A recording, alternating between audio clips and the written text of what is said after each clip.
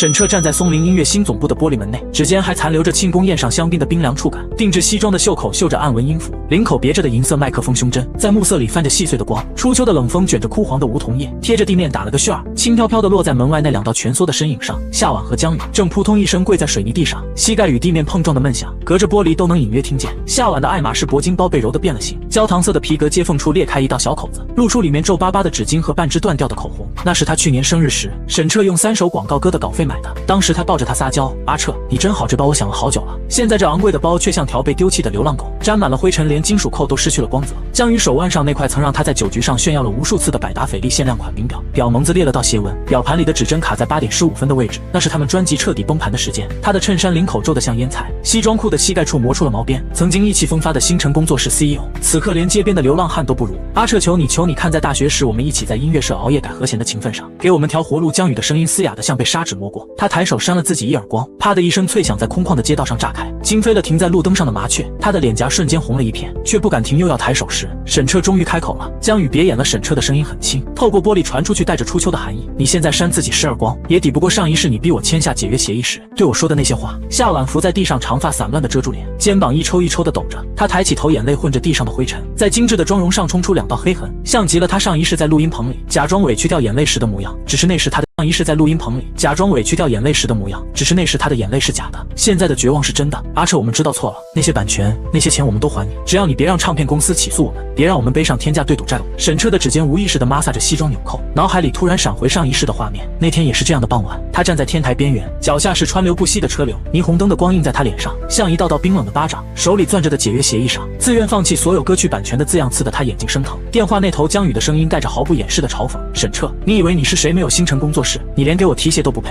夏晚在旁边附和，语气轻飘飘的却像刀子：是阿彻，你的才华本来就是为我们服务的，现在专辑火了你也没用了，当然要被淘汰。那时的他像个被抽走所有力气的木偶，看着楼下录音棚的落地窗前那对男女相拥着庆祝。夏晚踮起脚尖亲江宇的脸颊，江宇笑着揉他的头发，灯光把他们的影子拉得很长，像极了踩在他心上的肮脏的脚印。你们的活路早在你们算计我的时候就被自己堵死了。沈彻转身对身后的助理说：让保安把他们请走，别影响公司形象。助理点头，快步走出门外。沈彻坐进车里，司机缓缓启动车子，透过车窗他最后看了一眼，江宇还跪在地上，头埋得很低，肩膀不停颤抖。夏晚被保安架着胳膊往外拉，他挣扎着回头，眼里满是怨毒，却又不敢发作，只能眼睁睁看着车子驶离，卷起一阵带着落叶的风，落在他们面前。车子驶进夜色里，沈彻闭上眼，指尖按了按眉心，他知道这只是开始，他要让这对男女一点一点地尝遍他上一世受过的所有苦。时间倒回3个月前，城中最高档的云端音乐餐厅里，水晶吊灯的光芒透过棱镜，在白色的桌布上洒下细碎的光斑。餐桌上摆着精致的法式料理，香煎鹅肝的油脂香混着松露的气息，缠绕在每个角落。背景音乐是舒缓的爵士乐，萨克斯的旋律温柔的像情人的耳语，可这温柔在沈彻听来却比寒冬的风还要刺骨。夏晚坐在沈彻身边，穿着一条藕粉色的真丝连衣裙，裙摆上绣着细碎的珍珠，走动时会发出轻微的碰撞声。她的指甲上涂着迪奥尔最新款的珠光色指甲油，正亲密地挽着沈彻的胳膊，指尖偶尔蹭过他的袖口，留下淡淡的香水味，那是沈彻上个月用晚风的版税给他买的限量款香水。当时他抱着他说：阿彻你真好，这味道我太喜欢了。现在这味道却让他觉得刺鼻。夏晚的眼神越过沈彻的肩膀，和对面的江宇无声纠缠，他的睫毛轻轻颤动了一下。江宇立刻会意，拿起面前的水杯抿了一口，嘴角勾起一抹笃定的笑容。沈彻把这一切都看在眼里，握着刀叉的手紧了紧，指尖泛白。他怎么会忘了这个场景？上一世就是在这里，他被专辑即将大卖的喜悦冲昏头，在夏晚的软语催促下，签了那份自愿将所有歌曲永久版权无偿转让给星辰工作室的死亡协议。阿彻发什么呆呢？夏晚晃了晃他的胳膊，声音甜得发腻，像裹了一层蜂蜜。江宇说这是最后一份补充协议，签了它，我们的专辑就能准时在下周发行，到时候我们3个就是华语乐坛的新神话了。江宇适时地把文件推过来，钢笔放在旁边，笔帽上的 Mont Blanc logo 闪着光，那是沈彻去年获得最佳创作人时主办方送的礼物。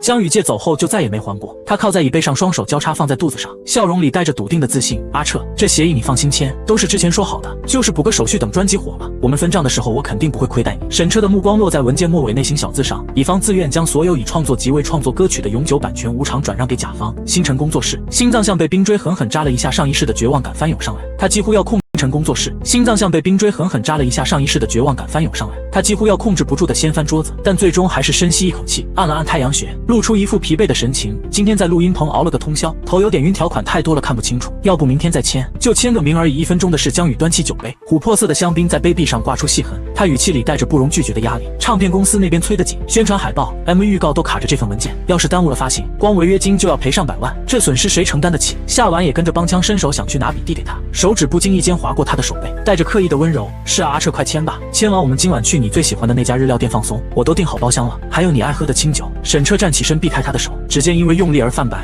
真的不舒服，我先回去休息。他刻意顿了顿，目光扫过夏婉和江宇，补充到，你们这段时间为了专辑也累坏了，正好趁今晚好好聊聊工作，不用管我。他清楚地看到夏婉眼里闪过一丝窃喜，连假装挽留的姿态都懒得做作，只挥挥手让他路上小心，语气里的敷衍藏都藏不住。那你路上注意安全，到家给我发个消息。走出餐厅时，沈彻回头望了一眼，透过巨大的落地窗能看到夏婉已经坐到了江宇身边，两人头靠在一起。江宇拿着手机给他看什么，他笑的眼睛都眯了起来，手指轻轻戳了戳江宇的胳膊，姿态亲昵的刺眼。餐厅门口停着一辆骚红色的保时捷911，车标在灯光下亮得晃眼，那是江宇用唱片公司预付的300万签约金买的。沈彻偶然间在财务的报表上看到过这笔支出，当时江宇还解释说是为了工作室的形象，谈合作时方便，现在看来不过是讨好夏婉的工具。沈彻开着自己那辆2手大众朗逸，缓缓行驶在夜色里，车子已经开了5年，座椅的皮革有些磨损，方向盘上缠着防滑胶带，播放列表里循环着他大学时写的晚风。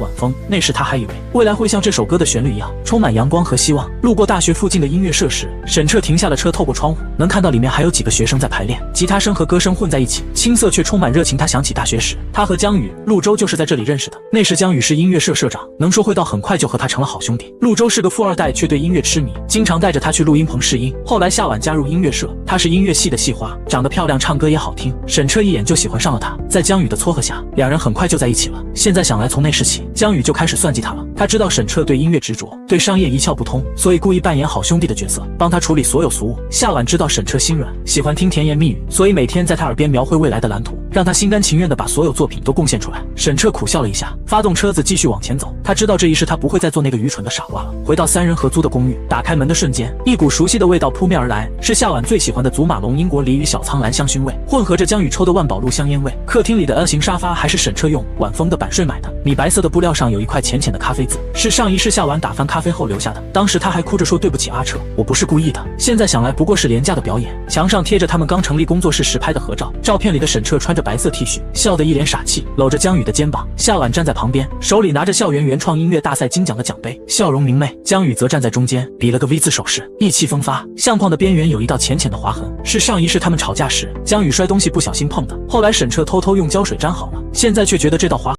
划痕像一道伤疤，提醒着他曾经的愚蠢。沈彻没有心思感慨，径直冲进书房。书房里的书架上摆满了音乐理论书和唱片，书桌上放着他用了5年的苹果工作站，屏幕旁边贴着一张便签，上面是夏婉写的阿彻，记得按时吃饭。上一世他还觉得温暖，现在只觉得讽刺。他戴上耳机，打开工作站，屏幕亮起的瞬间，蓝色的光映在他脸上。他熟练地调出专辑《星辰》里所有歌曲的原始工程文件，包含每一条音轨、每一段乐器实录，甚至夏婉路费的人声干声。这些文件占据了整整2个2TB 的硬盘，是他这3年的心血。上一世他到死都没舍得删，把它们藏在电脑最深的文件夹里，命名为我们的未来，现在却成了复仇的利刃。沈彻点开《星坠》的工程文件，这首歌是他为夏婉量身打造的，旋律里满是他对爱情的憧憬，歌词里写着你是夜空里最亮的星，照亮我所有的黑暗。现在听起来却格外讽刺。他深吸一口气，打开加密软件，手指在键盘上快速敲击，输入一串由数字和字母组成的密码。2023年9月15日，这是他上一世跳楼的日期，也是他重生的日期，更是他决心复仇的开始。文件压缩的进度条缓缓跳动，每跳动1格，他的心脏就跟着沉1分。压缩完成后，他将文件上传到一个只有自己知道地址的瑞士云端服务器，看着上传进度从0%涨到100%，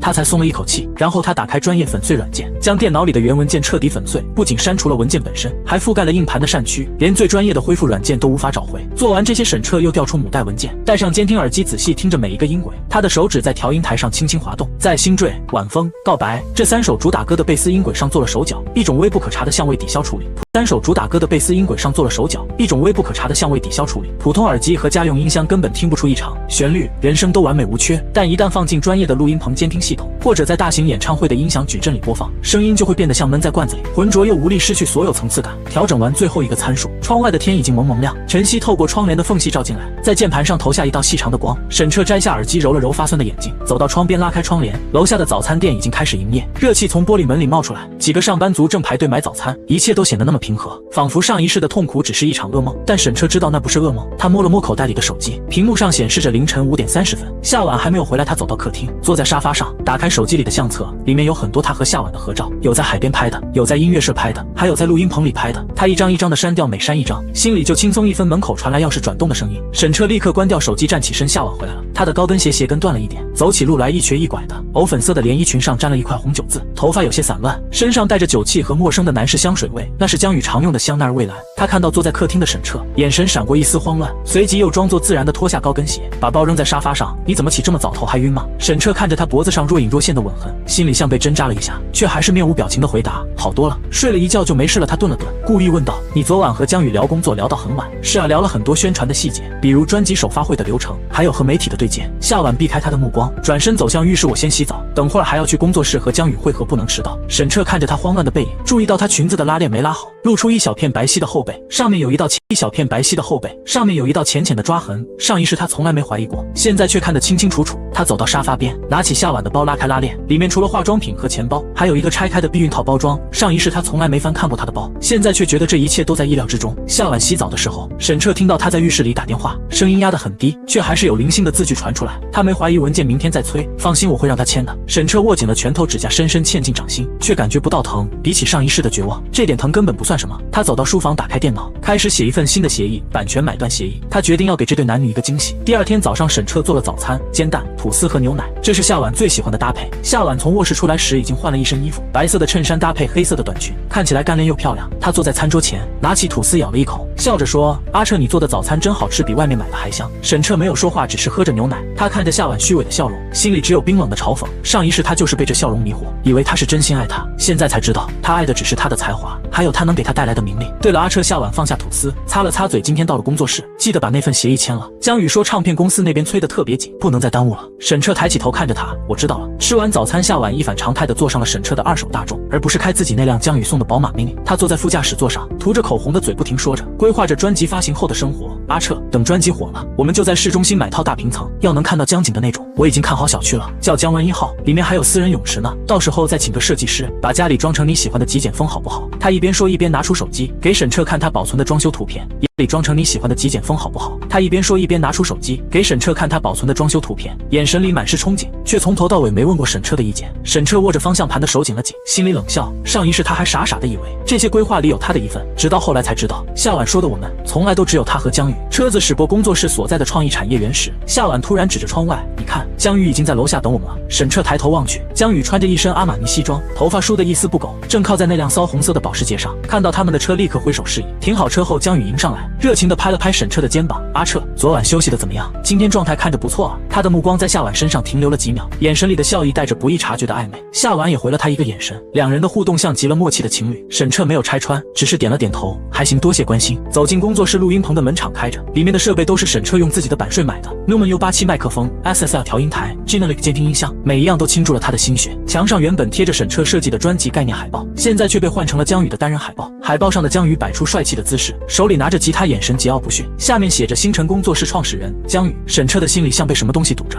难受的厉害，却还是强压下情绪，跟着江宇走进他的办公室。江宇的办公室是整个工作室最气派的，占据了视野最好的角落，巨大的落地窗能将整座城市的繁华尽收眼底。办公桌上摆着一台最新款的苹果笔记本电脑，旁边放着一个水晶奖杯，那是沈彻去年获得最佳创作人的奖杯，江宇借去展示后就再也没还过。刚一落座，江宇就迫不及待地把那份版权补充协议推到沈彻面前。阿彻，时间宝贵，我们还是先把字签了吧，别耽误了专辑发行。沈彻没有拿起笔，反而从包里拿出另一份文件，放在江宇沈彻没有拿起笔，反而从包里拿出另一份文件，放在江宇面前。江宇，我考虑了很久，我打算退出工作室，这是我准备好的版权买断协议，我只要500万，把所有歌曲的权益都转给夏晚。江宇和夏晚同时愣住，眼睛瞪得溜圆，像是不敢相信自己的耳朵。阿彻，你是不是疯了？江宇的声音瞬间拔高，他猛地站起来，双手撑在桌子上。现在是什么时候？我们的专辑下周就要发行了，你现在退出会毁了我们所有人。夏晚也急了，拉着沈彻的胳膊，语气里带着哭腔：是阿彻，这么大的事你怎么不跟我商量？我们马上就要订婚了，你怎么能这么任性？沈彻看着他们急得跳脚的样子，心里冷笑，他们哪里是怕毁了所有人，不过是怕毁了自己的发财路。他抽回自己的胳膊，语气平淡地说：我最近总感觉灵感枯竭，身体也越来越差，昨天去看了医生，医生说我这是创作过度，必须立刻停下来好好休养，不然的话怕是有命赚钱没命花钱。他顿了顿，看向夏晚，眼神里带着刻意的温柔。夏晚，我们马上就要订婚了，这些歌就当是我送你的聘礼，希望你能好好对待他们。夏晚的眼里瞬间闪过一丝狂喜，却还是假装感动的捂住嘴。阿彻，你怎么这么傻？这些歌明明能值很多钱，你怎么只要500万？他心里肯定在想，沈彻真是个蠢货，一张估值至少5000万的专辑，竟然只要500万，简直是天上掉馅饼。江宇拿起那份买断协议，反复看了几遍，确认沈彻是认真的，脸上的焦躁渐渐变成了掩饰不住的狂喜，他甚至忘了伪装，嘴角咧得很大。好，既然你已经决定了，那这份协议我没意见。他生怕沈彻反悔，立刻补充道：不过这500万要尽快打到你账上吗？或者打到夏晚账上也行，毕竟这些权益以后都是他的。沈彻心里暗骂江宇无耻，连这区区500万都想算计到夏晚名下，却还是面无表情地说：先打到我账上吧，我还要留点钱给夏晚准备订婚惊喜。夏晚的脸订婚惊喜，夏晚的脸上闪过一丝不易察觉的失落，但很快又被即将到手的巨大财富的喜悦所掩盖。他笑着说：阿彻你真好，不用这么破费的。江宇立刻给财务打了电话，交代了转账事宜。挂了电话后，他拿出笔，在协议上签了字，然后把笔递给沈彻。阿彻该你了。沈彻接过笔，笔尖划过纸张，留下清晰的字迹。看着他的签名落下，江宇和夏晚不约而同地松了一口气，像是卸下了千斤重担。他们甚至没注意到沈彻嘴角那抹一闪而过的冰冷笑意。沈彻放下笔，站起身，既然协议签好了，那我就先走了。夏晚有事的话给我打电话。夏晚笑着点头，好，你路上小心，记得好好休息。他的眼神里没有丝毫不舍，只有对未来的憧憬。他已经开始幻想自己成为华语乐坛新天后的场景了。沈彻没有再看他们，转身走出办公室。经过录音棚时，他停下脚步，看了一眼里面的设备，心里默默说：等着吧，我会让你们为自己的所作所为付出代价。走出工作室大门时，沈彻回头望了一眼这栋他曾经倾注所有心血的大楼，阳光照在玻璃幕墙上，反射出刺眼的光。他深吸一口气，转身走向自己的二手车，没有丝毫留恋。离开工作室后，沈彻没有回家，而是直接去了高铁站。他买了一张去海滨小城听兰的高铁票，2等座票价187元。听兰是国内许多独立音乐人的圣地，那里有蔚蓝的大海、金色的沙滩，还有许多充满文艺气息的民宿和录音棚。自从毕业后成立工作室，沈彻的世界就只剩下那间小小的录音棚，每一个音符都耗尽了他的心血。他没有时间休息，更没有时间旅行，现在终于可以暂时逃离那个充满算计的地方。高铁缓缓驶出车站，窗外的风景从高楼大厦变成了田野和村庄。沈彻靠在座椅上，闭上眼睛，脑海里开始梳理复仇的计划。他要先整理好妆。沈彻靠在座椅上，闭上眼睛，脑海里开始梳理复仇的计划。他要先整理好上一世写的另一张专辑《重生》，然后在江宇和夏晚的专辑出现问题时，推出自己的作品，让他们身败名裂。邻座是一个带着孩子的母亲，孩子大概3岁，手里拿着一个玩具车，时不时发出清脆的笑声。母亲温柔地哄着孩子，给孩子喂水果，画面温馨的让沈彻想起了自己的母亲。上一世他破产后，母亲因为担心他，突发心脏病去世，这成了他永远的遗憾。这一世他一定要好好孝敬母亲，让他安享晚年。高铁行驶了3个小时，终于抵达听兰站。沈彻提着简单的行李走出车站，车站门口有很多出租车，司机们热情地招揽客人。小伙子，去哪里？听兰湾还是老城区？沈彻笑着说：去海鹰民宿。他之前在网上查过，这家民宿的老板是个退休的音乐人，姓周，头发花白却精神矍铄。民宿里还有一个专业的录音棚，很适合他创作。出租车行驶在沿海公路上，窗外是蔚蓝的大海，海风从车窗缝里吹进来，带着咸咸的气息。沈彻打开车窗，看着海浪拍打着沙滩，心里的压抑渐渐消散。他想起上一世，他从来没有时间来看海，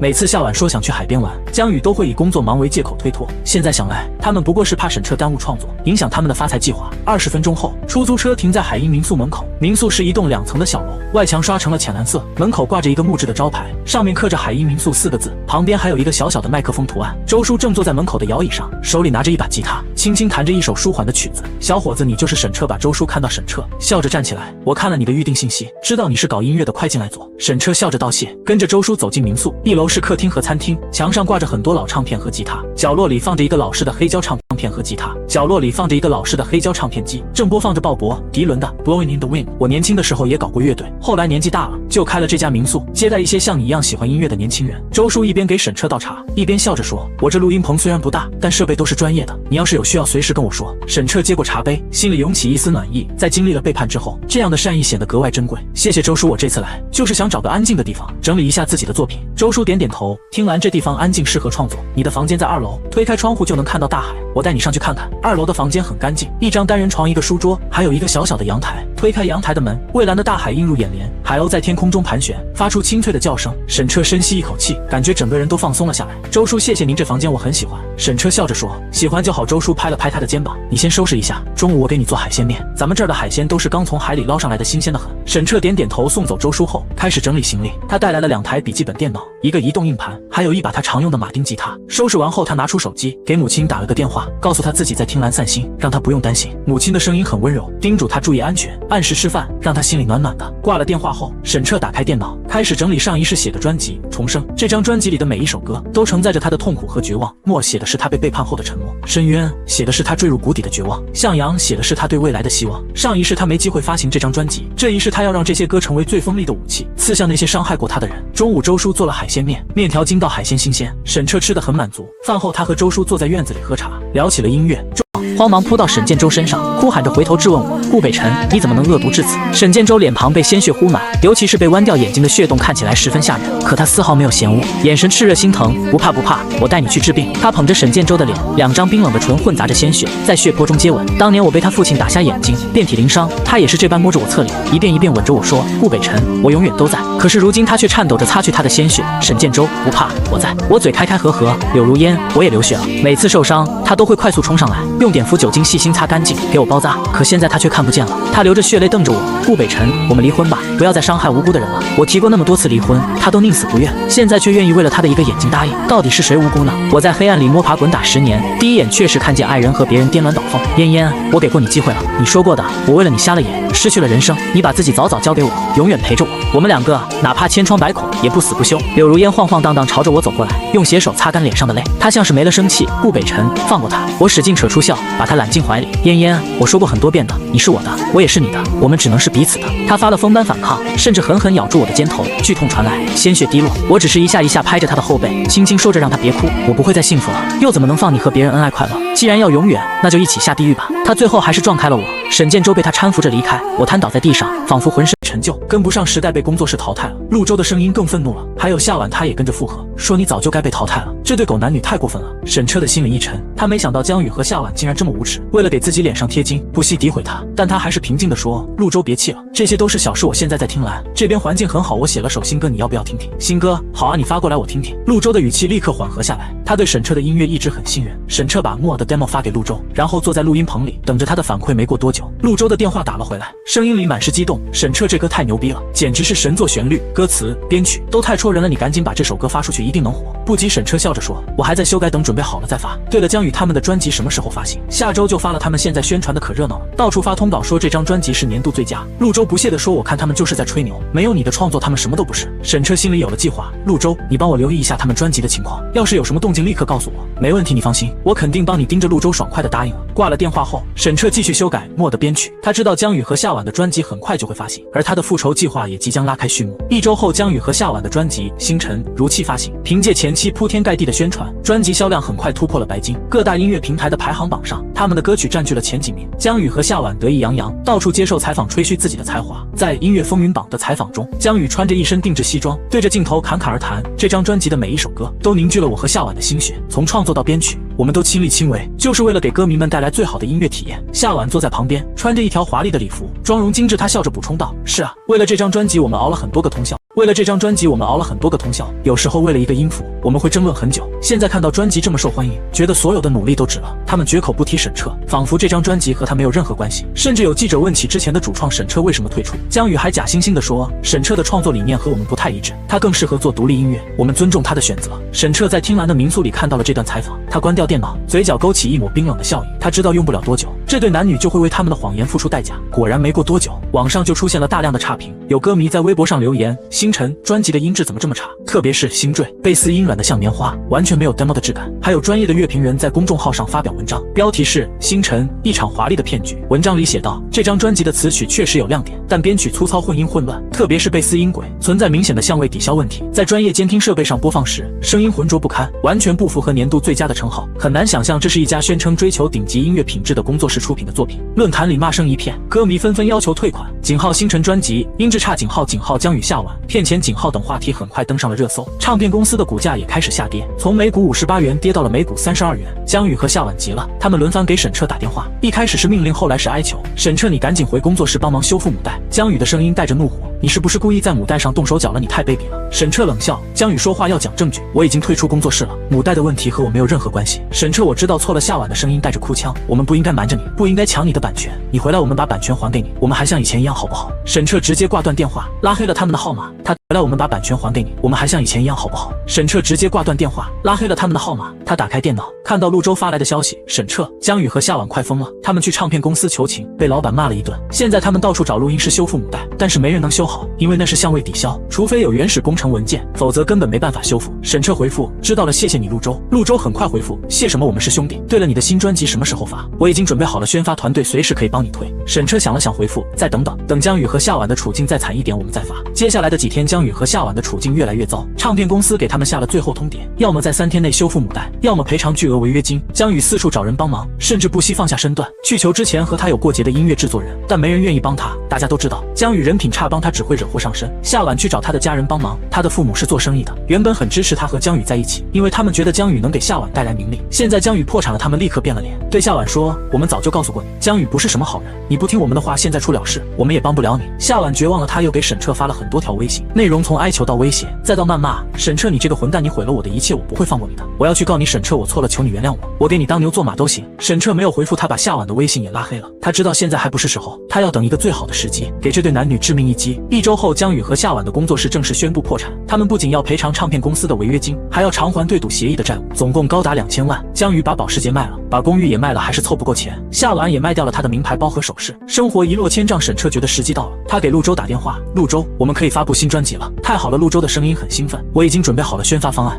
太好了，陆舟的声音很兴奋，我已经准备好了宣发方案。我们成立一个新公司，叫松林音乐，取我们2个人名字中的一个字，你觉得怎么样？沈彻笑着说，好，就叫松林音乐。接下来的几天，陆舟忙着注册公司，组建宣发团队，沈彻则在听兰的录音棚里完成了新专辑《重生》的最后制作。这张专辑共收录了10首歌，除了木偶，还有深渊、向阳、晚风回忆等，每一首歌都充满了力量，既有对过去的反思，也有对未来的希望。发布前一天，松林音乐在各大平台发布了新专辑的预告，预告里沈彻站在听兰的海边，迎着海风弹吉他，背景是蔚蓝的大海和金色的沙滩，配文是用痛苦浇灌的花朵，终将在阳光下绽放。预告视频里没有出现沈彻的脸，只露出了他的侧脸和弹吉他的手，保持了神秘感。预告发布后，立刻引起了网友的关注。有网友留言，这个声音好熟悉，是不是之前星辰工作室的主创沈彻？听预告里的旋律，感觉会是神专，期待明天发布。第二天早上10点，重生专辑正式在各大音乐平台上线。沈彻在专辑简介里写道，这张专辑写给过去的自己，也写给所有经历过痛苦却依然选择向阳而生的人。专辑上线仅10分钟，销量就突破了100万，打破了华语乐坛的单专辑最快破100万纪录。默这首歌更是直接空降各大音乐平台的排行榜榜首。歌词沉默不是懦弱，是积蓄力量的烟火，引起了很多人的共鸣。乐评人纷纷给出满分评价。知名乐评人音乐之声在公众号上写道，重生是一张极具诚意的专辑，沈彻用他的经历和才华创作出了10首直击人心的歌曲，默的隐忍，深渊的绝望，向阳的希望，每一首歌都像一个故事，让听众在音乐中找到自己的影子。这张专辑不仅是沈彻的重生，也是华语乐坛的惊喜。线下很多歌迷自发组织了应援活动，在松林音乐的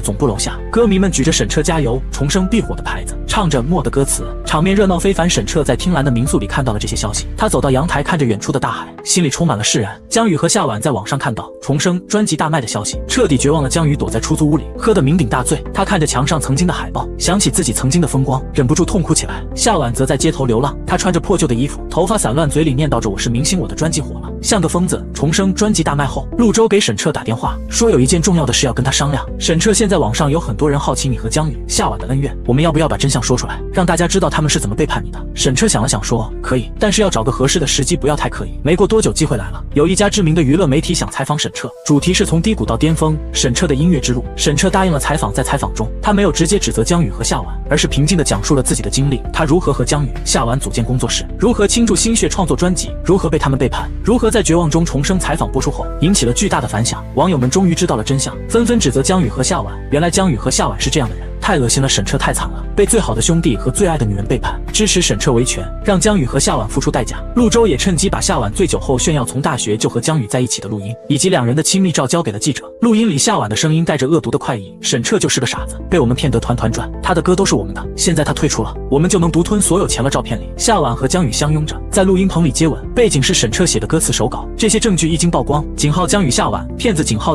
江宇夏婉手稿。这些证据一经曝光，井号江宇夏婉，骗子井号江宇夏婉，滚出乐坛井号等话题立刻登上了热搜第一，热度持续了3天3夜。网友们不仅在网上骂他们，还抵制他们的所有作品，甚至有人去他们的出租屋楼下抗议。唱片公司也趁机起诉江宇和夏婉，要求他们赔偿违约金和名誉损失费。法院判决江宇和夏婉赔偿唱片公司2000万，他们无力偿还，只能被列为失信被执行人，限制高消费，甚至连坐高铁、飞机都不行。江宇不堪压力，在一个雨夜，酒后驾车在郊区公路上出了车祸，车子撞到了树上，起火燃烧，江宇当场死亡。警察在他的车里发现了一张纸条，上面写着：“我错了，对不起，沈彻。”夏婉听到江宇的死讯后，彻底精神失常了。他在街头流浪，看到有人拿着手机就跑过去抢，嘴里喊着：“这是我的专辑，我是明星。”他的家人发现后，把他送到了精神病院，从此再也没有他的消息。沈彻听到这些消息时，正在准备全国巡演的首场演出，他站在后台看着台下密密麻麻的歌迷，心里没有喜悦，也没有怜悯，只有一种尘埃落定的平静。他知道上一世的债，这一世终于还清了。沈彻的全国巡演重生之旅从听兰开始，第一站就座无虚席。他穿着简单的白色 T 恤，抱着吉他走上舞台，灯光瞬间亮起，歌迷们的欢呼声震耳欲聋。大家好，我是沈彻。他笑着说：“感谢大家来听我的演唱会，今天我想把这些歌唱给每一个经历过痛苦却依然选择向阳而生的人。”沈彻弹起了重生的最后一首歌《向阳》，旋律温暖而有力，歌词里唱着：“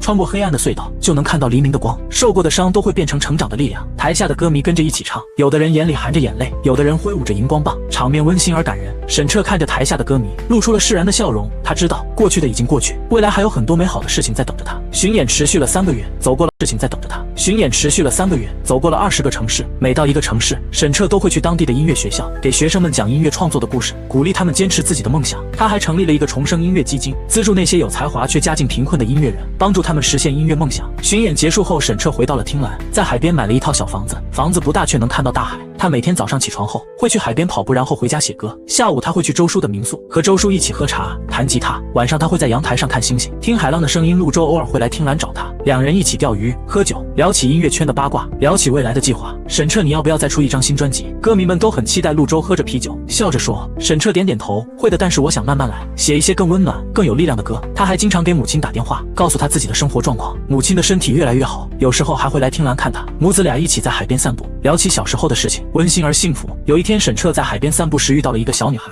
小女孩手里拿着一把小吉他，看到沈彻，怯生生地说：“哥哥，你是沈彻吗？我很喜欢你的歌，我也想成为像你一样的音乐人。”沈彻蹲下来，笑着说：“只要你坚持自己的梦想，努力学习，总有一天你会成为很棒的音乐人。”他还送给小女孩一本音乐理论书，在书的扉页上写道：“愿音乐陪伴你向阳而生。”小女孩开心地接过书，向沈彻鞠了一躬，然后蹦蹦跳跳地跑开了。沈彻看着小女孩的背影，心里充满了温暖。他知道他的音乐不仅治愈了自己，也治愈了别人，这就是他做音乐的意义。夕阳西下，金色的余晖洒在海面上，像铺了一层金子。沈彻站在海边，张开双臂，迎着海风，脸上露出了幸福的笑容。他知道未来的路还很长，但他会带着音乐，带着希望，一直向阳而生，绽放出最耀眼的光芒。